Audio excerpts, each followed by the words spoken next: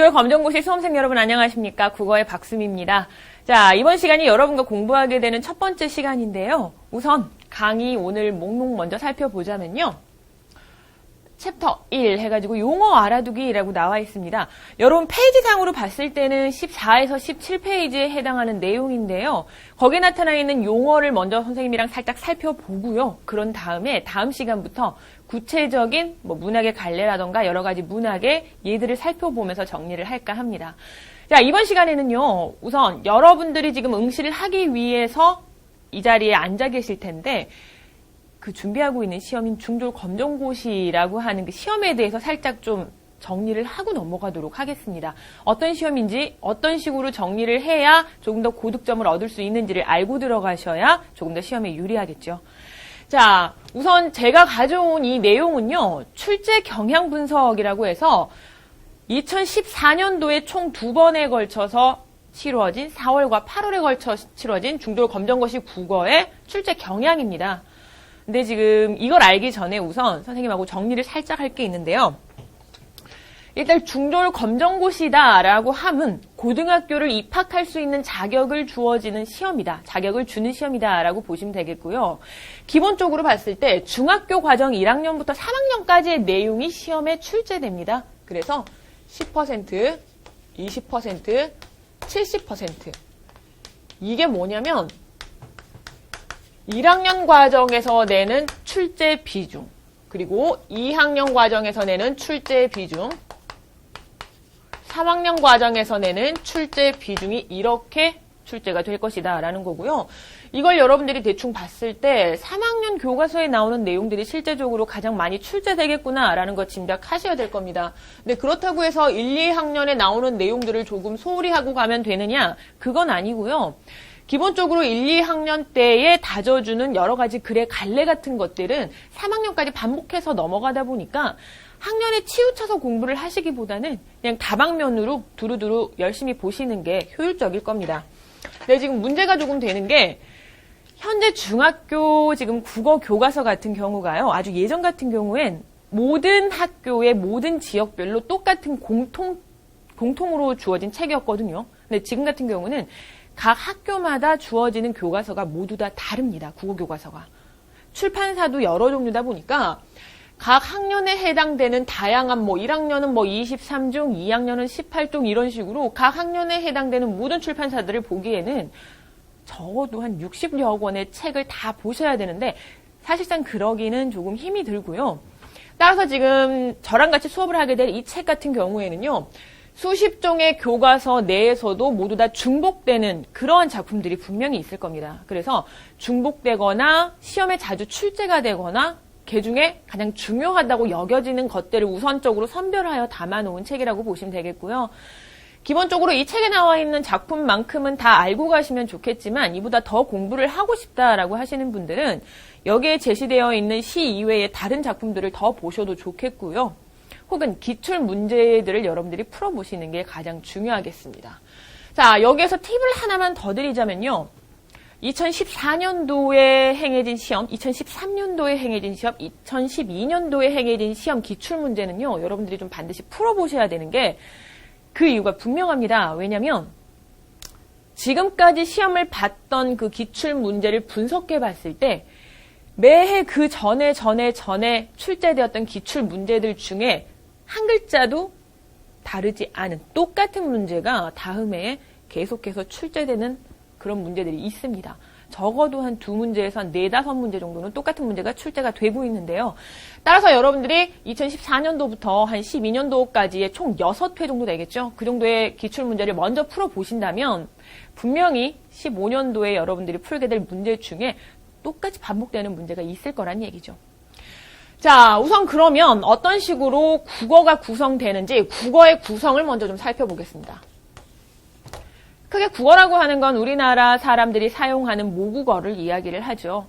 그래서 기본적으로 우리말을 사용하는 사람들은 한글 모르는 사람 있어? 라고 쉽게 생각하기 쉬운데 우리가 생각하는 국어라고 하는 과목은 한글을 배우는 과목은 아니죠.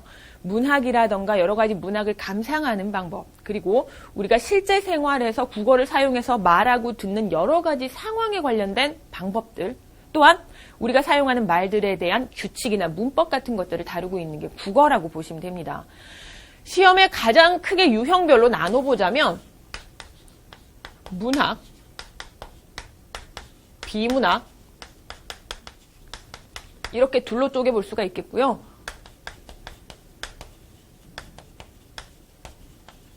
생활국어. 현재 여러분들이 15년도에 시험을 보시게 될 내용 같은 경우는 2007년 개정 교육과정까지 포함한 내용입니다. 그래서 생활국어라고 하는 한 권의 책이 더 들어가게 되는데요. 보통 이 부분에 어떤 내용들이 포함이 되냐면 우리가 흔히 영어에서 만나게 되는 문법들 있죠. 여러 가지 규칙 같은 그런 문법들이 많이 포함이 되게 되고요. 또 말하기나 듣기나 쓰기에 관련된 이 영역에 관련된 문제들이 출제가 될 겁니다. 자, 문학이라고 하는 것은 우리가 기본적으로 자신의 그러니까 작가의 감정이나 어떤 생각들을 글로 전달하기 위해서 그래서 독자들에게 감동을 주고자 하는 글이 바로 문학이라고 보시면 되겠고요. 문학을 좀 더 세세하게 나눠보자면 시와 같은 운문문학, 소설이나 수필과 희곡이나 시나리오 같은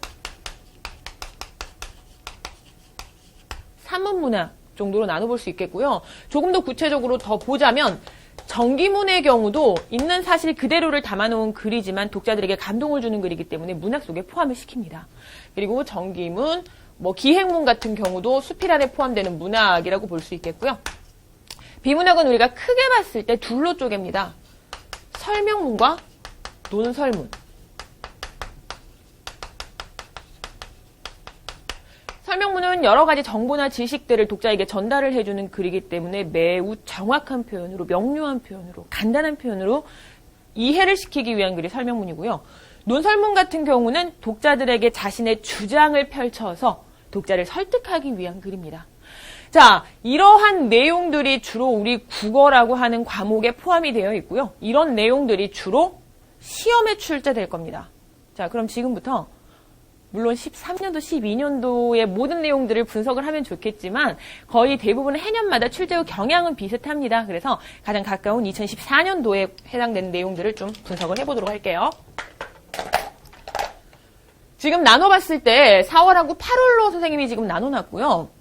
문학, 비문학, 생활, 국어로 쪼개놨는데 문학 같은 경우에 시나 소설, 수필, 시나리오. 이 시나리오는 사실 여기 희곡도 함께 포함한다고 보셔야 됩니다. 그래서 시가 3문제, 소설이 6문제, 수필이 2문제, 시나리오가 3문제 정도. 여러분이 보시기엔 소설이 더 많네. 그럼 소설을 더 먼저 공부해야 하나? 라고 생각하기 쉬운데요. 시나 소설이나 수필이나 시나리오나 각각의 내용들을 분류해서 공부하시기보다는 그 문학이라고 하는 하나의 범주 안에서 조금 더 다른 종류로 따로 보시는 게 현명합니다. 그래서 문학의 보통 이 정도 비중으로 나눠지는구나. 총 25문제 중에서 9개 14문항. 그럼 벌써 50%가 넘는 분량이라고 보셔야 되겠죠? 자, 비문학 같은 경우 설명문 2, 논설문 2, 지금 건의문은 하나도 안 나타나 있는데요. 지금 그럼 여기는 총 4문항 정도. 자, 생활국어 내에서는 문법이 6문제, 비문법이 1문제 해서 총 7문제. 문법 같은 경우가 우리 영어에서 느낄 수 있는 여러 가지 규칙이라고 본다면 이 비문법 같은 경우는 아까 선생님이 설명했던 말하기, 듣기, 쓰기의 영역입니다. 그래서 우리가 공식적인 자리에서 말을 하는 방법이라던가 아니면 연설하는 자리에서 올바른 연설을 하기라던가 아니면 남의 말을 올바르게 듣는 방법 아니면 토의하는 방법 이런 식의 여러 가지 말하고 듣는 방법 그리고 쓰는 방법들이 제시가 될 겁니다. 자, 2014년도 8월에 중졸 검정고시 내용을 좀 분석을 해보자면요. 시 3문제, 소설 5문제, 수필 1문제, 시나리오 2문제 해가지고 총 11문항. 자, 이렇게 보니까 지금 4월에는 14문항, 8월에는 11문항. 어찌됐든 10문제 이상이 출제되고 있구나. 그러니까 어느 정도 문학이 가장 큰 비중을 차지한다고 보셔야 될 겁니다. 자, 비문학 같은 경우는 8월에는 6문항이 출제되었네요. 사실 문학이나 비문학 같은 경우는요, 출제되는 본문 자체가 어떤 본문이 출제될지 우리가 짐작을 하긴 어려운 편입니다. 왜냐하면 워낙에 많은 작품들이 지금 우리에게 나와 있고, 그런 작품 중에 겨우 25문제 중에서도 고작 해봐야 한 15여 문제죠. 그 문제를 골라낸다는 건 어렵지만 중요한 건 우리가 여기에 나타나 있는 여러 가지 지문들을 좀 살펴보면서 이 지문에 대해서만 공부를 하는 게 아니라 새로운 다른 지문을 처음 보더라도 그 지문의 중심 내용을 캐내고 찾는 연습을 하게끔 도와준다라고 보시면 되겠습니다. 자, 그리고 생활국어 같은 경우 8문항. 이런 식으로 총 25문제가 지금 출제가 되고 있는데요. 아마 기출 문제를 먼저 풀어보신 분들은 알겠지만요. 1번 문제에서부터 여기 생활국어에 해당하는 문법 문제가 출제가 됩니다. 문법 문제가 문학이나 비문학에 비해서 비중은 좀 적은 편이지만 대체적으로 어떤 유형의 문제가 출제된다라고 하는 범위가 굉장히 구체적인 편이라서 문법의 비중이 좀 적다고 하더라도 무시하시면 절대 안 되고요. 대신 문법의 내용은 깊이 있고 어려운 문제들이 나오기보다는 우리 책에 나타나 있는 개념만 알고 있어도 풀 수 있는 문제들 위주로 출제가 되니까 문법만큼은 확실하게 잡고 가시길 바랍니다. 자, 이제 그럼 본격적으로 오늘 첫 수업을 진행을 해볼까 하는데요.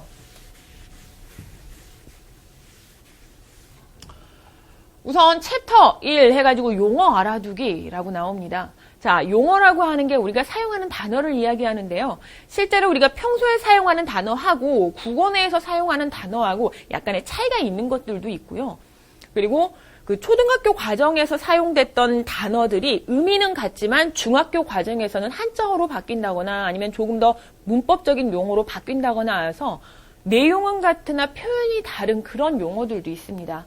따라서 문제를 푸실 때 문제 안에 있는 이 용어가 어떤 의미를 뜻하는지는 기본적으로 알고 계셔야 문제를 푸는 게 좀 수월하기 때문에 용어에 대해서 간략하게 설명을 하도록 하겠습니다. 자, 글의 갈래에 대한 내용입니다. 일단 운문이라고 나타나 있죠. 운율이 있는 글입니다. 주로 시나 시조나 가사 등을 우리가 운문이라고 얘기합니다. 그래서 보통은 시, 이런 시의 형식을 띤 운율을 다른 말로 우리가 리듬 혹은 말의 가락이라는 표현으로도 많이 나타나곤 합니다. 그래서 이러한 글들을 운문이라고 얘기하고요. 산문은 운문과 약간 대비되는 개념이죠. 운율이 없는 글입니다. 그래서 이런 글들이 바로 뭐 수필이나 소설이라던가 이런 줄글들을 우리가 산문이다라고 얘기를 하죠. 자, 논설문과 설명문은 두 가지를 묶어서 보시되 가장 큰 차이점은 글의 목적입니다. 자, 글의 목적을 보자면 요거죠. 논설문은 주장을 내세워 독자를 설득하는 글이 바로 논설문입니다. 자, 주장을 흔히 내세우려다 보면 여기에 근거가 반드시 제시되어야 하기 때문에 논설문을 공부하실 때는 반드시 이 글의 주장이 무엇이고 이 글의 주장을 뒷받침하는 근거가 무엇인지 확실하게 구분을 해놓으셔야 됩니다. 그게 바로 글의 주제가 됩니다. 그리고 모든 글에서 글의 주제는 반드시 시험 문제 출제된다고 보셔야 됩니다. 자, 그 다음 설명문. 설명문 같은 경우는 지식이나 정보를 설명, 이게 바로 글의 목적이다라고 볼 수 있는데 지식이나 정보를 설명해서 독자를 이해시키려고 하는 글이 바로 설명문입니다. 자, 이제 수필하고 정기문이라고 하는 글의 갈래가 나타나는데요. 수필이라고 하는 건 손으로 쓴다라고 하는 표현이 글 속에 담겨져 있는데 그만큼 아주 자유스럽게 어떤 제한이나 형식 없이 편안하게 쓰는 글을 수필이다라고 생각하시면 됩니다. 글쓴이가 자신의 생활 속에서 일어난 이게 중심입니다. 경험이나 체험을 글감으로 특별한 형식 없이 자유롭게 쓴 글을 수필이다라고 얘기합니다. 지금 간략하게 글의 갈래에 대해서만 설명을 하지만 각각 시를 공부할 때, 소설 공부할 때, 수필 공부할 때 각각 갈래에 대한 여러 가지 특성들은 더 자세하게 보도록 하겠습니다. 자, 정기문이다. 정기문은 특정 인물의 생애를 사실적으로 기록한 글이다. 그렇다면 지금 수필하고 정기문의 차이점을 여러분들이 좀 궁금해하실 수 있는데요. 수필 같은 경우는 내가 나의 경험담을 직접 쓴 글이다라고 한다면 정기문 같은 경우는 어떤 한 인물의 생애 그리고 무언가 조명을 받을 만한 어떤 업적이 있는 인물의 생애를 다른 사람이 그 사람의 생애를 보고 쓴 글이다라고 구분을 해놓으시면 되겠습니다.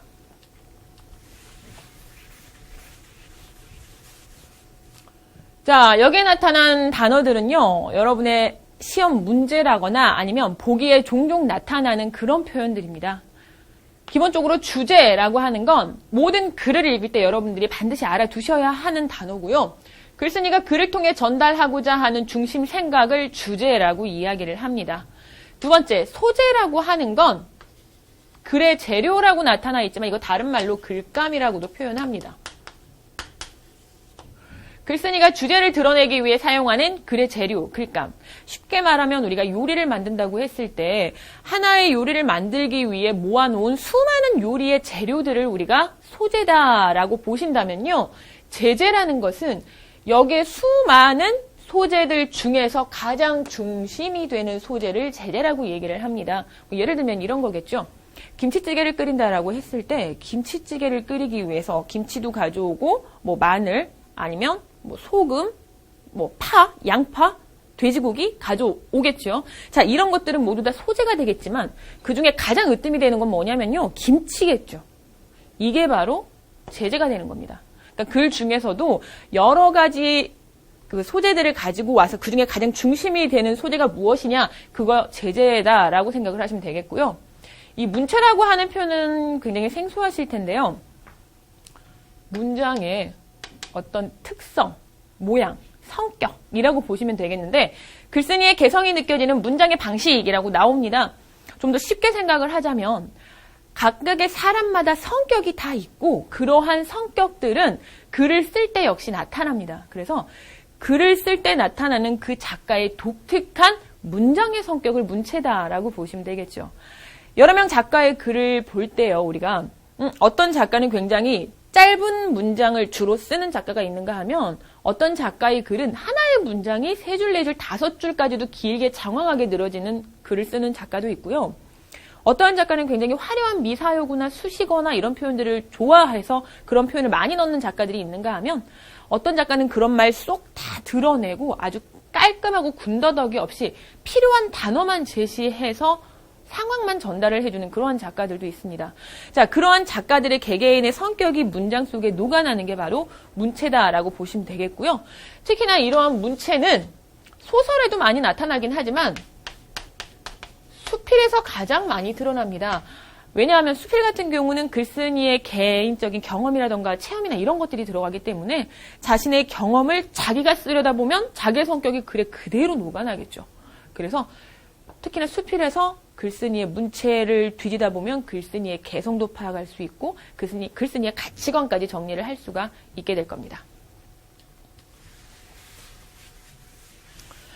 자, 다음은 문장의 종류에 관련된 내용입니다. 우리가 기본적으로 사용하고 있는 여러 가지 문장들을 종류로 나눠봤을 때 첫 번째, 평서문.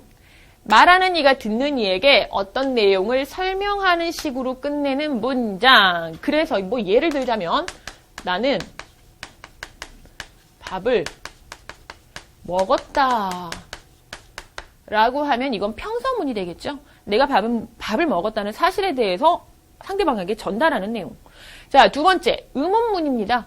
무엇을 물어서 그 답을 듣고자 하는 문장. 그래서 답이 필요하기 때문에 반드시 물음표가 찍히거나 아니면 의문형의 끝말이 들어가겠죠. 뭐뭐 하는가? 뭐뭐인가?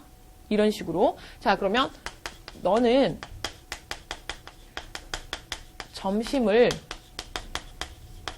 먹었니? 라고 했을 경우 이러한 표현들은 의문문이 되겠죠. 자, 청유문과 명령문 같은 경우 여러분들이 많이 혼동할 수 있는데요. 청유문이다 라고 하는 건 말하는 이가 듣는 이에게 부탁하거나 이겁니다. 함께 할 것을 요청하는 문장입니다. 이 청유문과 혼동을 많이 하는 게 권유문인데요. 청유문은 나도 이러한 행동을 할 테니 여러분도 같이 합시다. 너도 같이 하자 라는 의미가 담겨 있다면 권유문은 나는 포함되지 않고요. 내가 말을 하는 상대방에게 너만 그렇게 하기를 바라는 걸 권유문이라고 얘기를 합니다. 굳이 예문을 들어보자면 이 청유문 같은 경우엔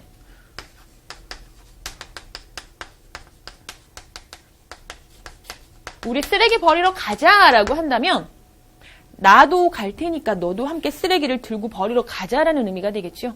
근데 권유문 같은 경우는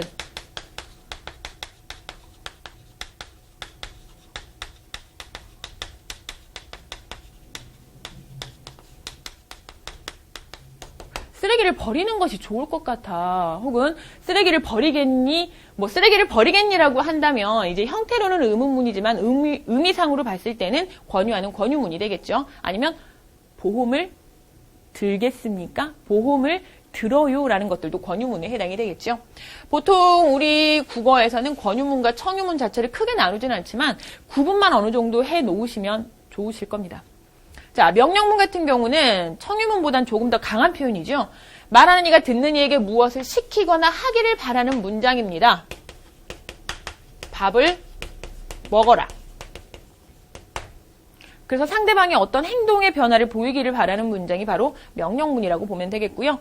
감탄문은 기쁨, 슬픔, 놀람, 감동과 같은 느낌을 표현할 때 쓰는 문장. 우리 아들이 혼자서 밥을 먹었구나 라고 하면 아들의 어떤 행동에 대해서 놀람이라던가 감탄을 보여주는 그런 표현이라고 보시면 되겠죠. 자, 이러한 기본적인 문장의 종류, 표현들 잘 정리를 해 놓으시고요.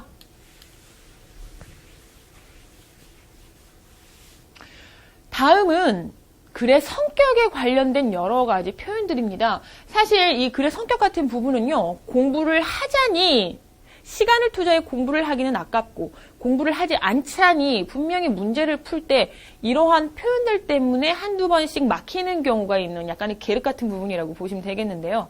그래도 우리가 기본적으로 이러한 용어들을 먼저 다지고 들어가게 되면 문제를 풀 때라거나 아니면 우리 책을 만나서 혼자서 혹시나 공부를 하게 되는 상황이 올 때도 훨씬 유리합니다. 간략하게 보고 가도록 하겠습니다. 자, 객관적과 주관적은요, 정말 많이 나오는 단어입니다. 실제로 지금 현재 중학교, 고등학교 과정을 공부하고 있는 그런 학생들조차도 객관적과 주관적의 의미를 자주 물어보는 친구들이 많은데요. 자, 우선 객관적. 자기와의 관계에서 벗어나 어떤 일에 직접 관계없는 사람의 입장에서 사물을 보거나 생각한다. 그래서 반대되는 말이 주관이고요. 주관적은 자신의 생각이나 의견을 중심으로 한다. 이게 바로 주관적입니다. 자, 좀 더 간략하게 정리를 해보자면 객관적이라는 말은 의견이나 생각은 포함시키지 않습니다. 그럼 무엇만? 사실만 포함시키는 게 바로 객관입니다. 누가 보아도 그러할 만하다라고 인정할 수 있는 사실입니다. 개개인적으로 내가 생각하는 내용에 대한 것이 아니라 누가 봐도 인정할 만한 사실 자체, 그것을 객관이라고 얘기하고요. 주관이라는 건 간단합니다. 자신의 의견이나 자신의 생각이 중심이 되는 그러한 특성이죠. 그렇다 보니까 우리가 객관적인 글은 주로 설명문을 객관적인 글이다라고 이야기를 하고요. 주관적인 글은 자신의 주장을 펼치는 글이기 때문에 논설문 혹은 뭐 연설문 이러한 글들을 우리가 주관적이다라고 얘기를 합니다.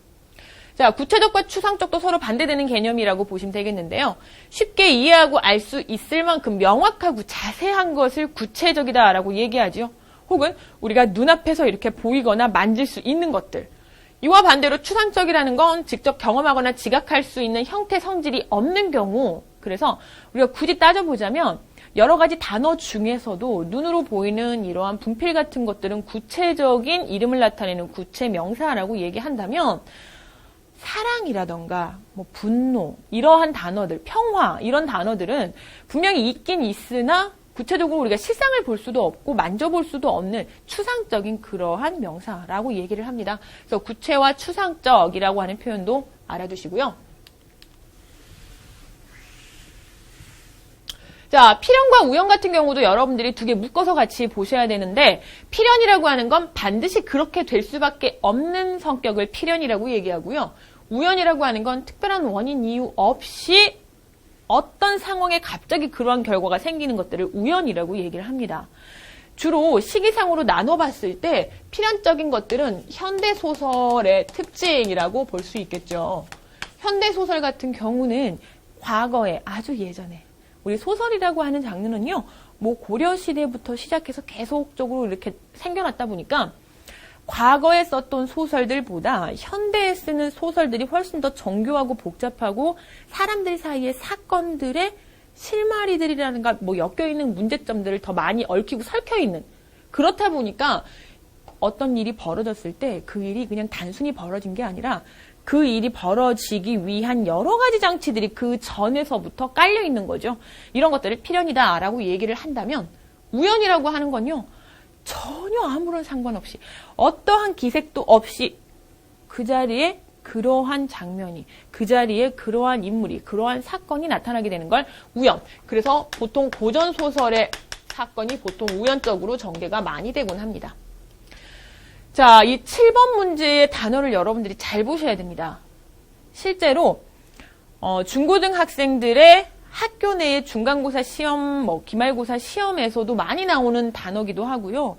그리고 우리 검정고시 출제 문제에서도 굉장히 자주 보이는 단어입니다. 그런데 정확한 뜻을 파악하기는 조금 어렵고요. 대충 감으로 궁극적인 것은 이 작가가 말하고자 하는 궁극적인 내용은 이 글의 궁극적인 목적은 이런 형식으로 문제가 많이 출제되는데 궁극적이다라는 말은 맨 마지막 최종적, 결론적이라는 의미를 가지고 있습니다. 좀 더 쉽게 얘기하면 이 글의 궁극적인 목적은 이라고 한다면 이 글의 주제를 찾아라 라는 얘기죠. 이 글에서 가장 중요한 내용을 찾아라 라는 얘기니까 이 궁극적이라는 말이 나올 때는 이게 어떤 의미일까 고민하시기 전에 가장 중요한 내용, 즉 주제 혹은 작가가 말하고자 하는 내용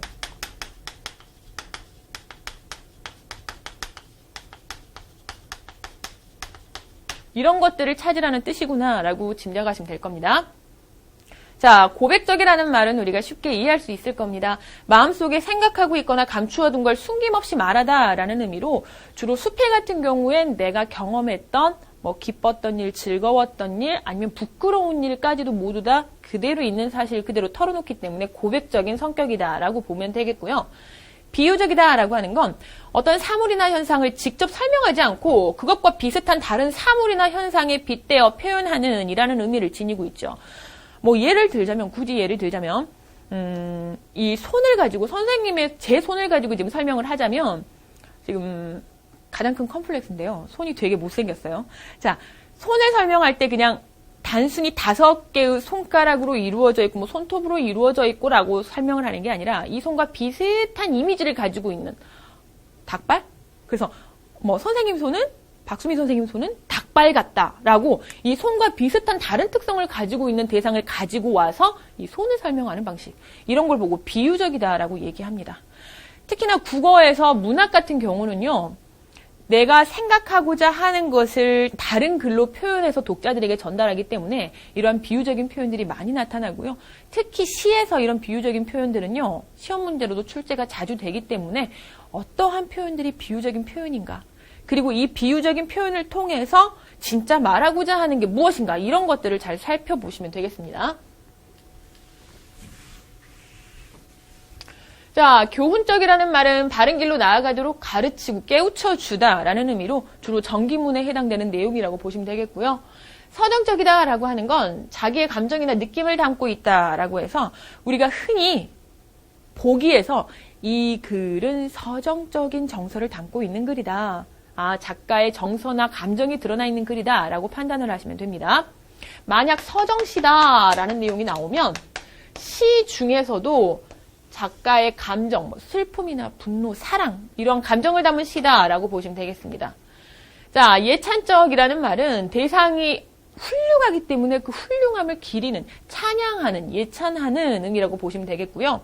자, 해학과 풍자는 여러분이 함께 좀 묶어서 공부를 하셔야 될 겁니다. 우선 해학이라고 하는 건 악의, 나쁜 의도는 없이 익살, 재미를 주거나 웃음을 자아내는 게 바로 해학입니다. 그냥 재미있는 장면을 재미있게 표현하기도 하지만 우리나라 문학 같은 경우는요. 슬프거나 고달프거나 힘든 장면들까지도 웃음으로 승화시키려는 그러한 노력들이 많이 나타납니다. 특히나 해학의 가장 큰 예를 들어보자고 한다면 흥부전 판소리를 잘 들어보면요. 흥부가 놀부에게 가서 돈을 빌려달라고 했는데 거절을 당하고 뺨을 맞고 돌아오죠. 그리고 돌아오는 길에 흥부가 터덜터덜 오면서 수숫단을 집어들고 옵니다. 수숫단을 집어들고 와서 11명이나 되는 자식하고 아내를 살리기 위해서 집을 짓죠. 수수단으로 집을 지어봤자 집도 허름할 테고 집 사이즈도 작을 텐데 이제 이 광경을 판소리로 하는 부분을 잘 살펴보면요. 집을 지어놓고 두 내외가 누워보니 배가 천정에 닿고 다리는 저 뒷격까지 튀어나가고 머리는 저 앞곁에 튀어나가 있더라. 그러니 집이 요만하단 얘기죠. 되게 작고 불쌍하고 안쓰러운 상황인데 이러한 장면마저도 이러한 표현의 기법으로 우스꽝스럽게 표현하는 것, 재미있게 표현하는 것, 이걸 바로 해학이다 라고 한다면 이 해학하고 비교해 두셔야 될 게 바로 풍자라고 하는 단어인데요. 남의 비판하고자 하는 점을 다른 것에 빗대 간접적으로 비웃으며 드러내고 공격하는 성격. 자, 여기에서 해학도 웃음이 있고 풍자도 웃음이 있습니다. 단, 해학은 비판하려고 하는 의도라거나 비웃음의 의도는 없어요. 그냥 단순히 재미있게 전달하고 우스꽝스럽게 전달하는 게 목적이라면 풍자는 다른 이의 잘못된 점을 꼬집기 위해서 웃음이라는 기법을 사용을 한 겁니다. 그래서 둘 다 기본적인 웃음이라고 하는 포인트는 같지만 여기에는 비판의 내용이 없고 풍자에는 비판의 내용이 더해진다라고 보시면 좀 더 쉬울 겁니다. 그래서 흔히 우리 봉선탈춤 같은 경우에 양반들의 허식을 우리가 비판하기 위해서 그 양반들의 탈 자체가 혹은 양반들의 자세 자체가 조금 더 어설프게 만들어져 있거나 아니면 걸음걸이를 이상하게 걷는다거나 엉청이의 모양을 한 가발 그런 탈이라거나 이런 형식으로 양반들의 모습을 비판하고자 양반들의 모습을 우스꽝스럽게 만드는 거, 이건 풍자라고 보시면 되겠고 그러한 비판성이 없이 웃음을 주는 건 해학이다라고 보시면 되겠습니다. 이 두 가지는요, 하나의 글에 동시에 다 나타나기도 하고요, 해학만 나타나기도 하겠죠.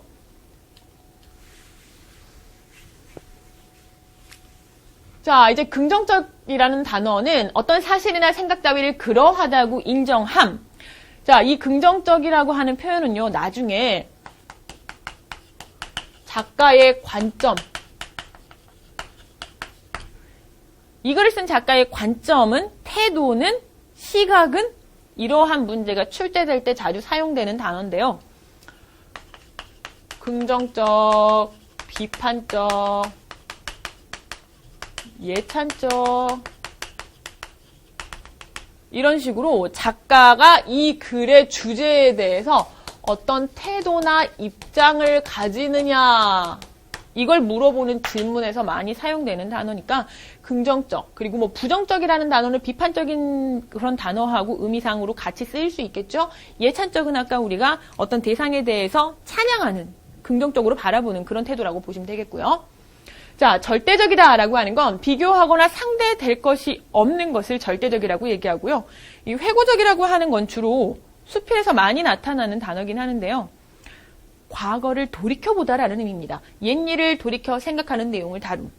그렇기 때문에 수필을 쓰는 작가들 같은 경우는요, 자신이 과거에 겪었던 경험담, 아주 어렸을 때 이야기라던가 아니면 1, 2년 전의 이야기로 거슬러 올라가서 그 이야기를 우리에게 전달을 해주기 때문에 회고적, 회상적이라는 표현들을 많이 사용합니다. 비슷하게 자주 나오는 단어 회상적이라는 표현 좀 알아두시고요. 자, 다음은 비현실적이라고 하는 표현입니다. 현실에서 일어나기 힘들다라는 표현으로 많이 나타나는데요. 이건 전기적이다 라는 의미와도 자주 사용이 됩니다.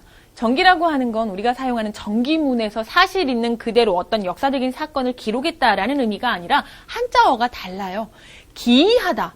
그러니까 현실에선 조금 일어나기 힘든 일이다라는 의미로 많이 사용되는 전기적이고요. 주로 고전소설의 특징으로 많이 나타납니다.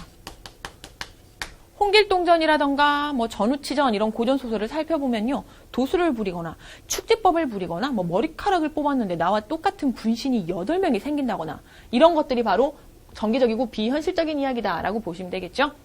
자, 애상적, 슬퍼하거나 가슴 아파하다라는 의미고요. 전형적이라는 단어하고 우리가 개성적이라는 단어를 좀 잘 보셔야 되는데,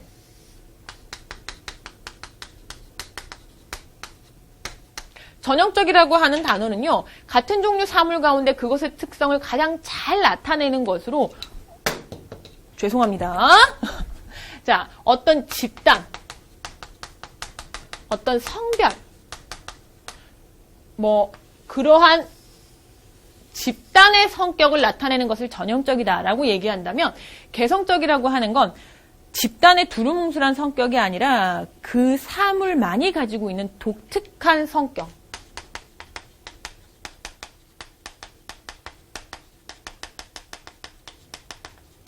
이것을 개성적이라고 얘기를 합니다. 그래서 지금 저를 예를 들어 설명을 했을 때 전형적이다라고 했을 때는 어떤 성격을 예로 들 수 있냐면요.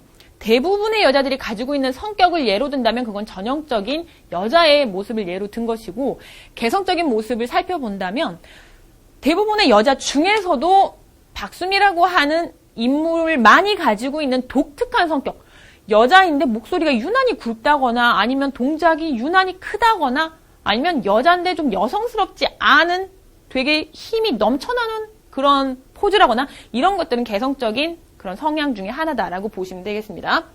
자, 묘사적. 어떤 장면이나 상황을 그림 그리듯 생생하고 자세하게 보여준다라고 해서 주로 소설 같은 경우 어떤 장면의 모습을 독자에게 전달하기 위해 묘사를 많이 하게 되죠. 자, 일반적. 일부에만 적용되지 않고 전체 두루 전달될 수 있는 그러한 내용들을 일반적이다라고 얘기하고요. 자, 사색적. 어떤 것에 대해 깊이 생각하고 이치를 따지는 것. 그래서 이러한 글들은 주로 수필 중에서도 어떤 무거운 주제를 다룬 수필에 많이 해당되는 성격입니다. 감각적. 눈, 코, 혀, 귀, 피부에 의한 느낌을 자극하는 것이라고 해서 이 감각적이라고 하는 단어는요. 특히나 시에서 많이 나타나는데 다음 시간에 정리를 하게 될 겁니다. 어떤 내용이냐면 시에서 심상이라고 하는 부분. 우리가 시를 쓰는 작가들은 자신이 보고 있는 것을 독자에게 글로 전달을 하기 때문에 만지고 맛보고 냄새 맡는 모든 감각들을 글로 표현을 해주죠. 이걸 우리가 받아들일 수 있게 도와주는 게 바로 이 심상이라고 하는데요. 그래서 이 시는 감각적인 표현이 많이 사용되었다라고 하는 말은 눈으로 보거나 맛보거나 냄새 맡거나 하는 이러한 표현들을 많이 사용했다라고 보시면 됩니다. 자, 대조적. 서로 반대되거나 상대적으로 대비되는 상황을 대조적이라고 얘기하고요. 설득적. 자기 생각이나 의견을 상대에게 전해서 따르게 하다. 상대가 행동을 바꾸게 하다라는 걸 설득적이라고 얘기하죠. 주로 이게 바로 논설문의 성격이다라고 보시면 되겠죠.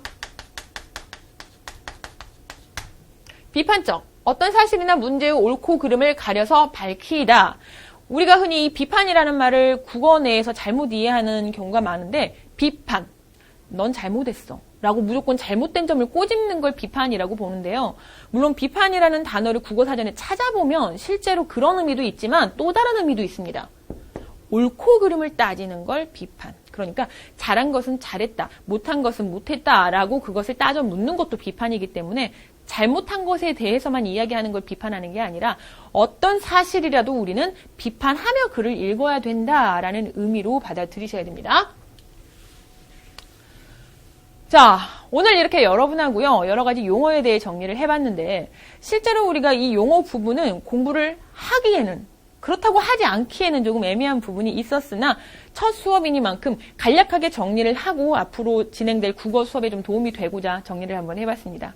자, 다음 시간부터는요, 실제로 시의 갈래부터 시작해서 여러 가지 문학 작품들 하나씩 좀 살펴보도록 할 테니까 본문 한번 읽어오시기 바라겠고요. 오늘 공부하느라고 수고 많으셨습니다. 다음 시간에 뵙겠습니다. 안녕히 계세요.